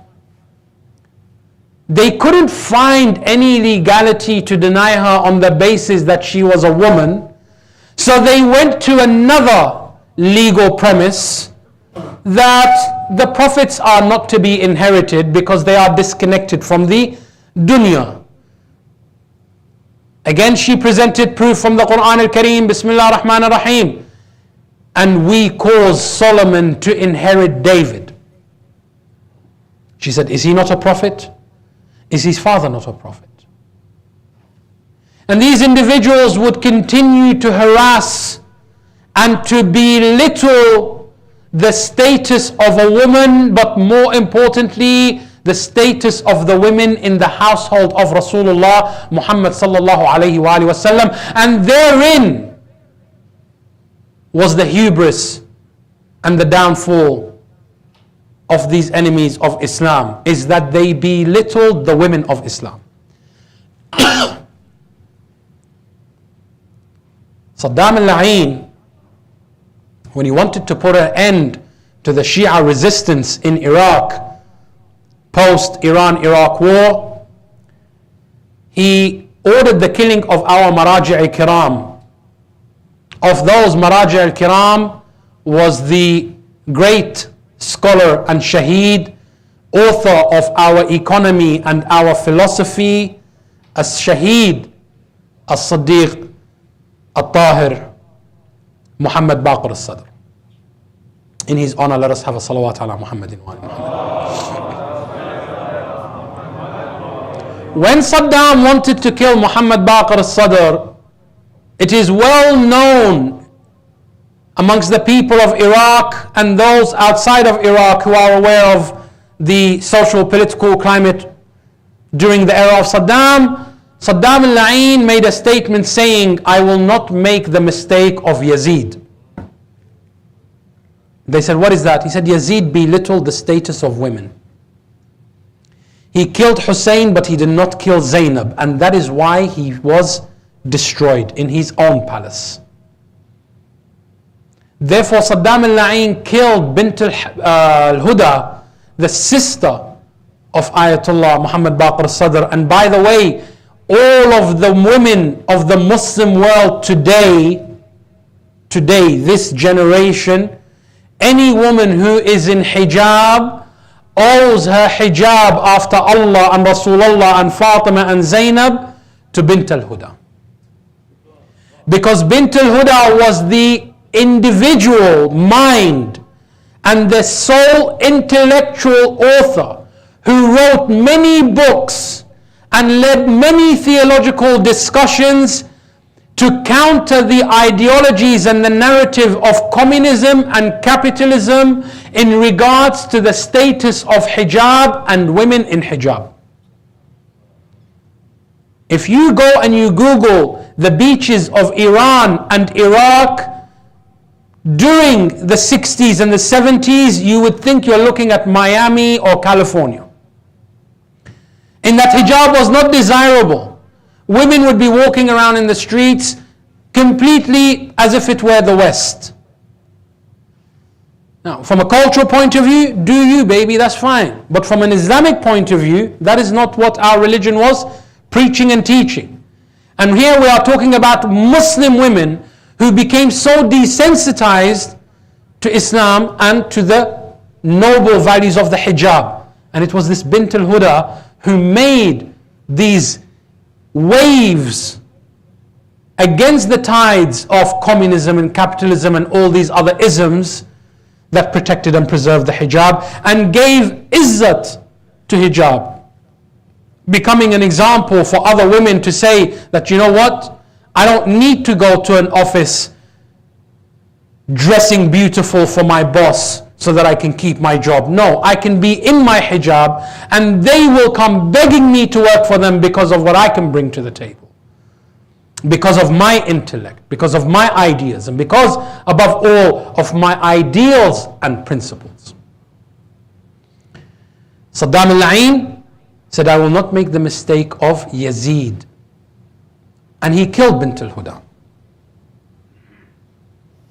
And this is what I'm saying, is that those mal'oons at the time belittled the status of a woman, but it is that belittling of the status of the woman that was their downfall. They could not accept that someone such as Sayyidat Nisa al-Alameen, simply because she is a female, can have any say in Islam or status or manzila. But little do they know that for her is the status and the manzila of the dunya and the status of the manzila in the akhirah, and the loftiest of those statuses. Sallu ala Muhammadin wa ali Muhammad. Let us turn our hearts and minds and souls to the remembrance of the tragedy of Sayyidat Nisa al-Alameen and the loss that was felt in the house of Amir al-Mu'mineen Ali ibn Abi Talib alayhi salamullah, and the loss that we feel in our hearts. Let us dim out the lights. Amir al-Mu'mineen Ali ibn Abi Talib alayhi salamullah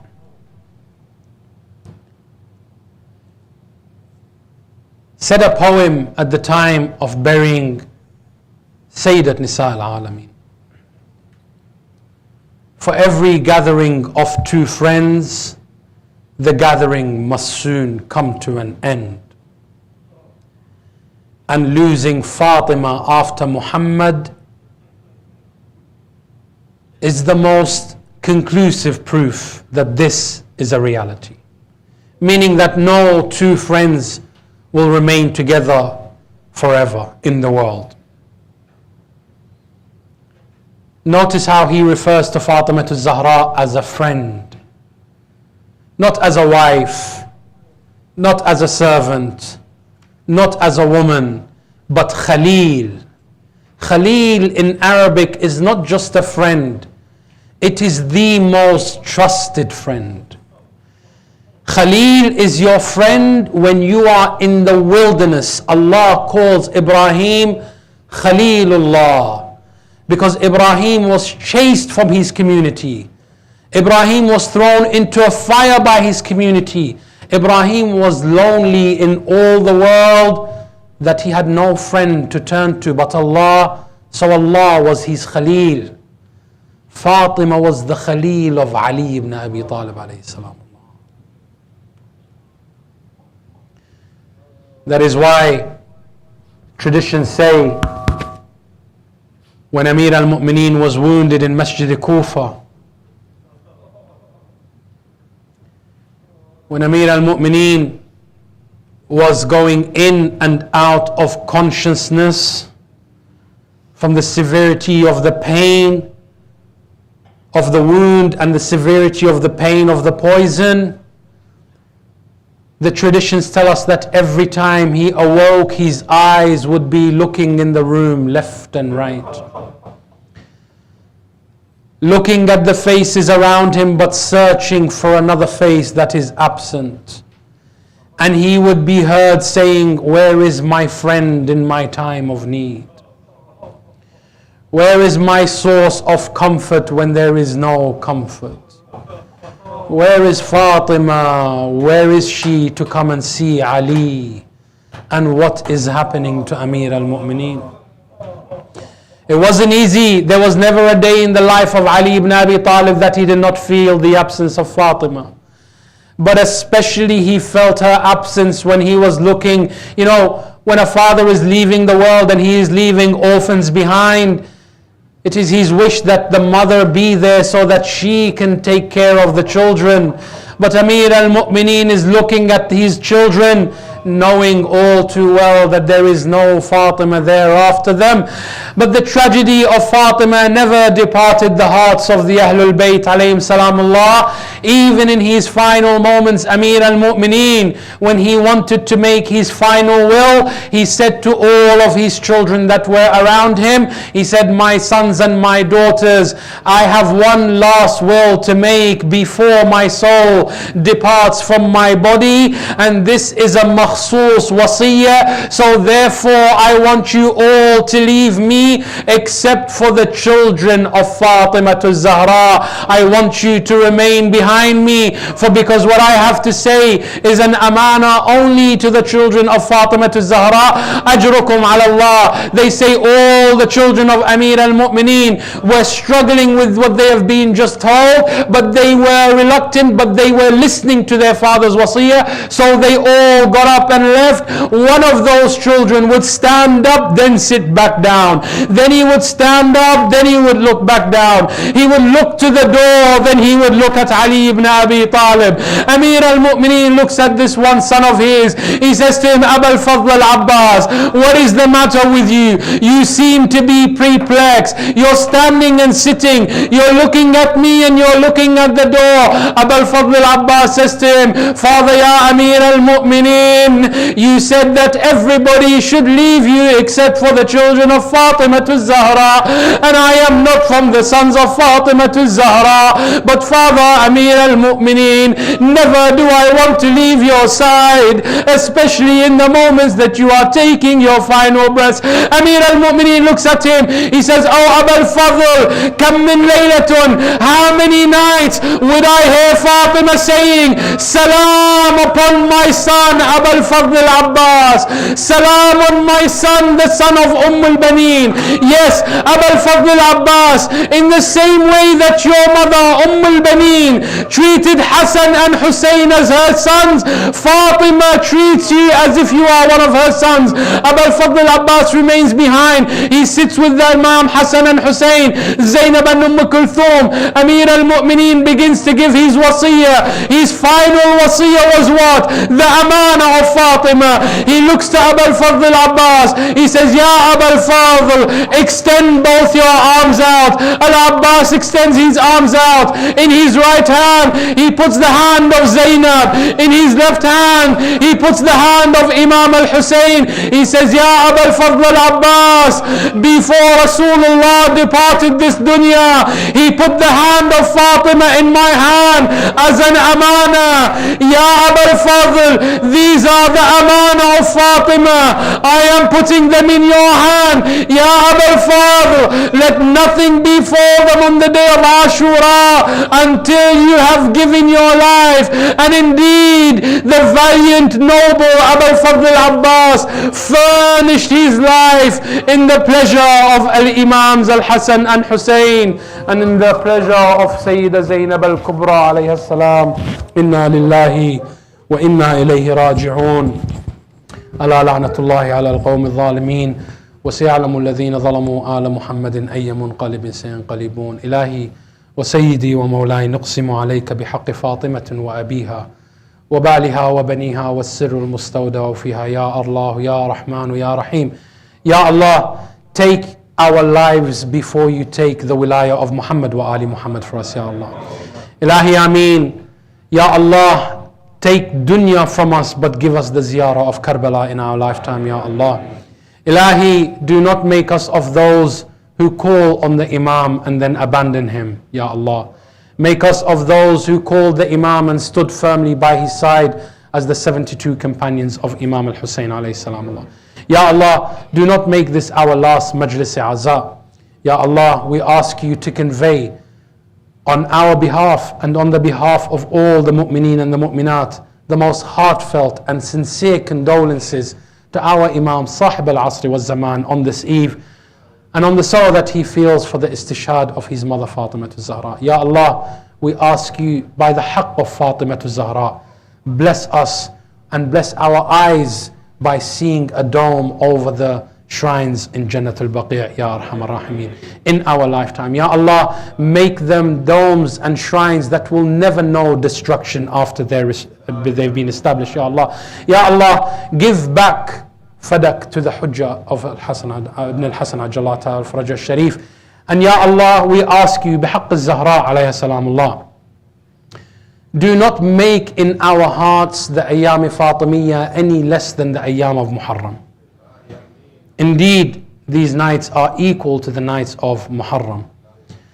From one Fatimiyya to the next, I hope that our numbers increase in the Majalis of Sayyidat Nisa al-Alameen. Next Fatimiyya, inshallah, I believe will be in January.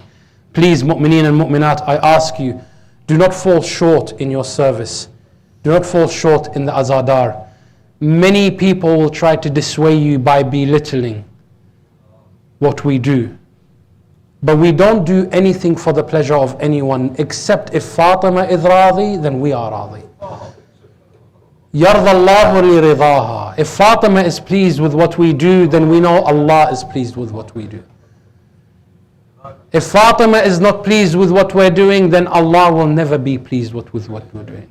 So we ask Allah subhanahu wa ta'ala to make us of those whom Fatima is pleased with, that Allah may also be pleased with us. For our marhumeen and for your marhumeen, and especially for the marhumeen of the bani of these majalis, those who are working behind the scenes, we fall short of thanking you. And it is far too much for us to ever reward you and thank you the way you ought to be thanked. However, we are hopeful that with our du'as, your manzila and your ma'rifah of Fatima to Zahra will be increased. Ilahi al-Haqq, Ameen. And we ask Allah that she rewards you both in this dunya and in the akhirah. Ilahi al-haqi ameen. For their marhumeen and for all our marhumeen, and especially those who died on the wilayah, and to preserve the wilayah of Muhammad wa ali Muhammad, let us give them the gift of Surah al-Mubarakatul Fatiha, but before it 3 loud salawat ala Muhammadin wa ali Muhammad.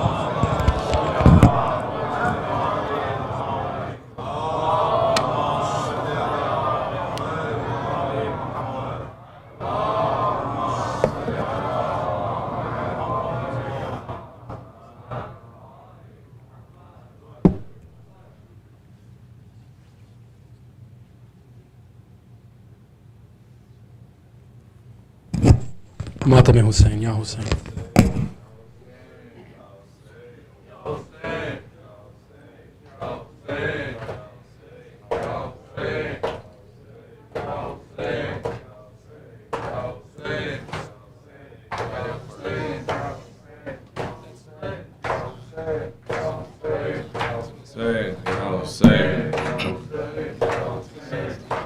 جاتی ہو کہاں چھوڑ کے تنہا میری اماں،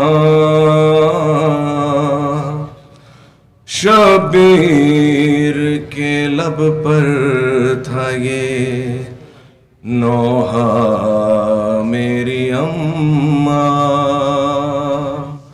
شبیر کے لب پر تھا یہ نوحہ میری اماں، شبیر کے لب پر تھا یہ نوحہ میری اماں، شبیر کے لب پر نوحہ میری اماں، جاتی ہو کہاں چھوڑ کے تنہا میری اماں، شبیر کے لب پر تھا یہ نوحہ میری اماں، شبیر کے لب پر تھا یہ نوحہ میری اماں، تھم تھم کے چلا کرتی تھی تھامے ہوئے لکڑی،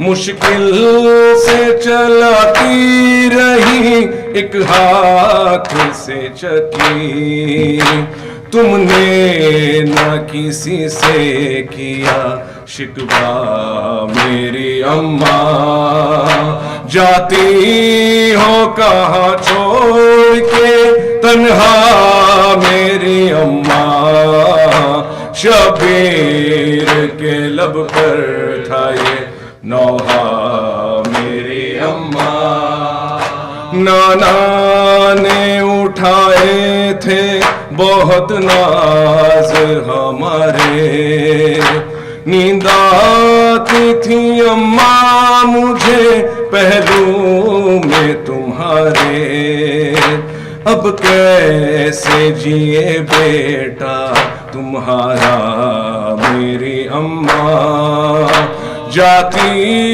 ہو کہاں چھوڑ کے تنہا میری اماں، شبیر کے لب پر تھا یہ نوحہ میری اماں، کچھ کہتے نہیں بھائی حسن ہو گئے مغموم، روتی ہے تڑپتی ہے بہت زینب و کلثوم، اب ہو گئے تنہا میرے بابا میری اماں، جاتی ہو کہاں چھوڑ کے تنہا میری اماں، شبیر کے لب پر تھا یہ نوحہ میری اماں، تم کتنا تڑپ جاتی تھی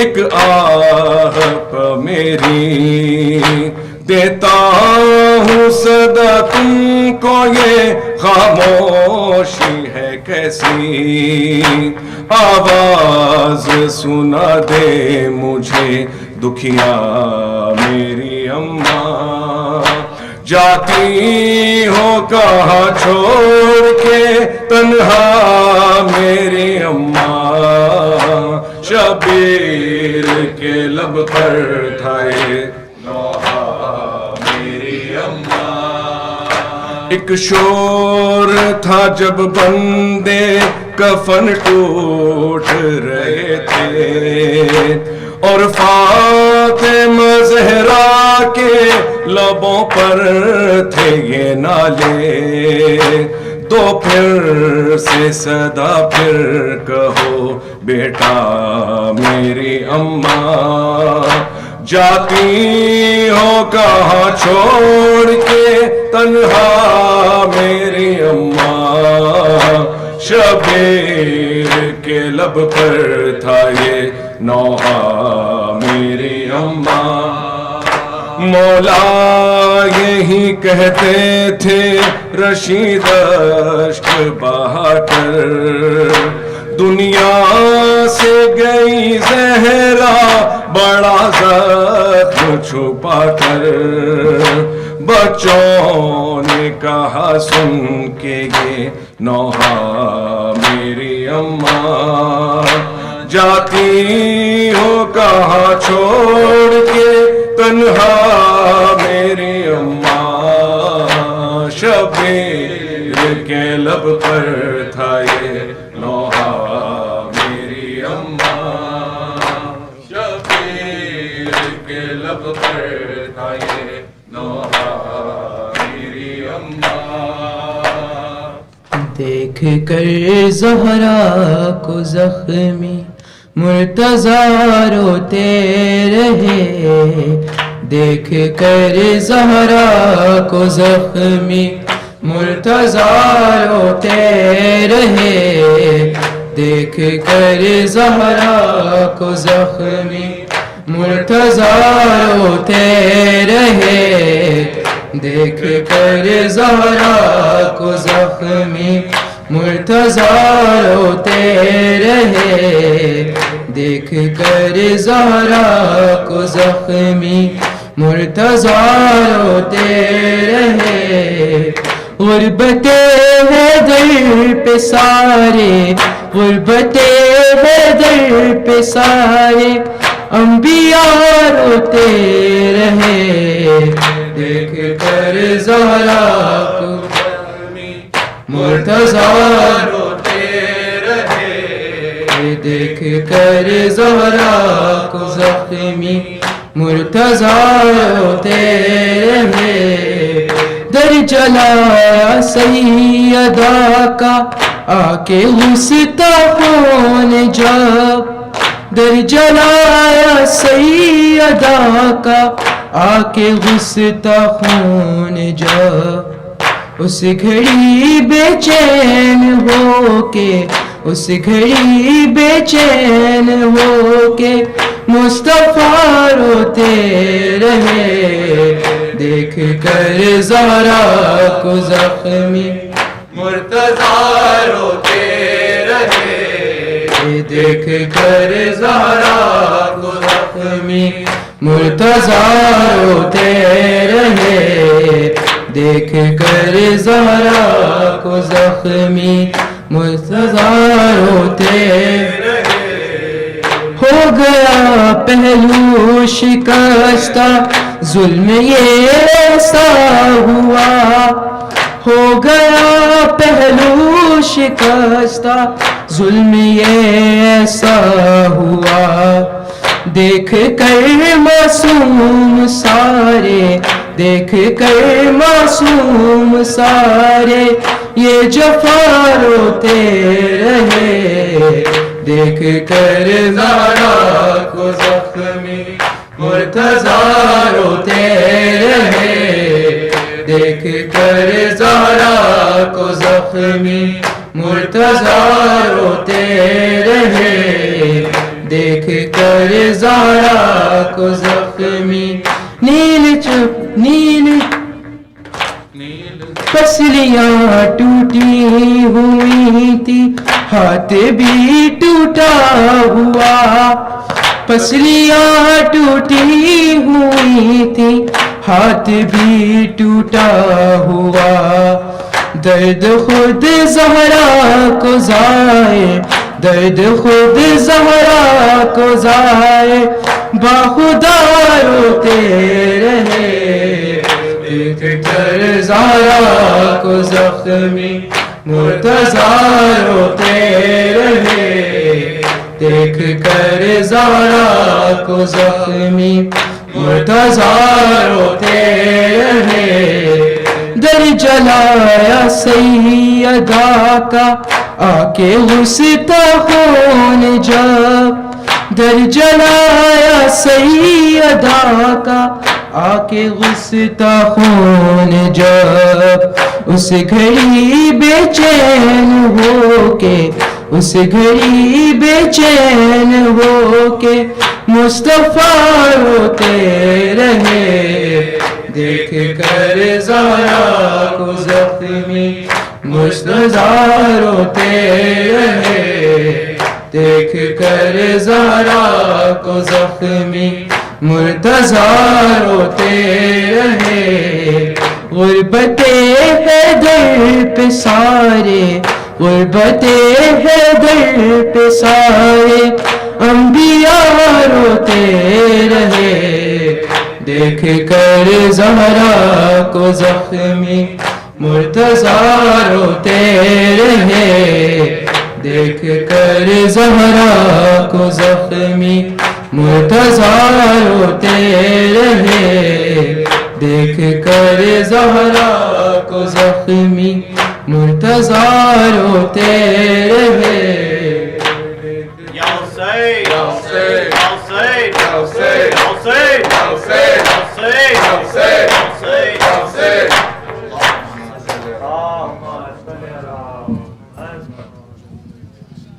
السلام علیکم عبداللہ السلام علیکم ابن رسول اللہ السلام علیکم ورحمۃ اللہ وبرکاتہ السلام علیکم یا غریب الغرباء السلام علیکم یا معین الضعفاء والفقراء السلام علیکم شمس الشموس السلام علیکم یا انیس النفوس علیک تحیت والثناء ورحمۃ اللہ وبرکاتہ السلام علیکم صاحب العصر والزمان علمان علمان علمان السلام علیکم یا شریک القرآن السلام علیکم مظہر الایمان السلام علیکم آمن سے والجان عجل اللہ تعالی فرجک وسہل اللہ تعالی مخرجک وظہورک جعلنا من انصارک وامانک السلام علیکم ورحمۃ اللہ وبرکاتہ